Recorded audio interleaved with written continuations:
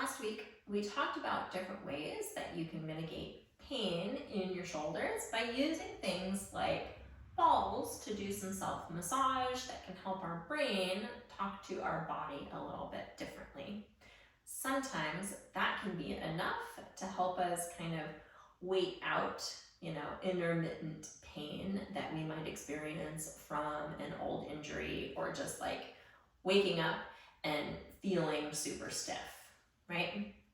Sometimes it's just about getting down on the floor, rolling around on a ball, taking some deep breaths, getting our nervous system to relate to our body a little bit differently. Sometimes we actually have an injury, right?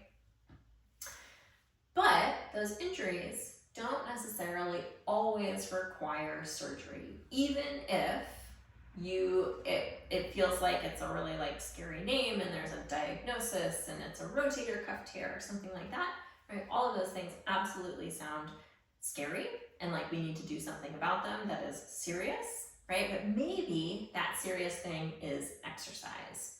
That can be done with a physical therapist. Super, super awesome.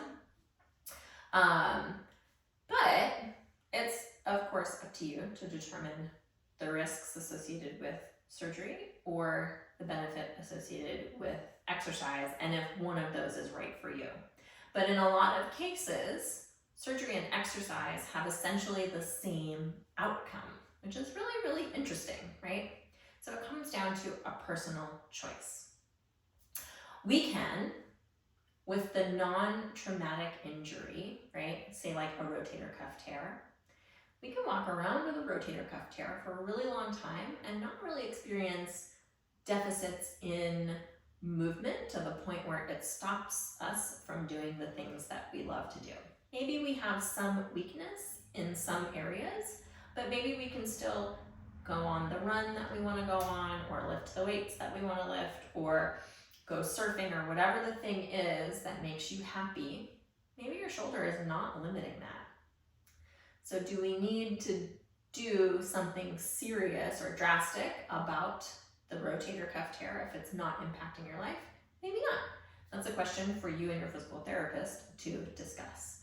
But it is a little bit of food for thought that sometimes these things that sound super scary, like a rotator cuff tear or a slap tear or arthritis or degeneration in the joint, are really just part of the natural aging process in our body, and they don't always require surgery. We can think of them like wrinkles on the inside.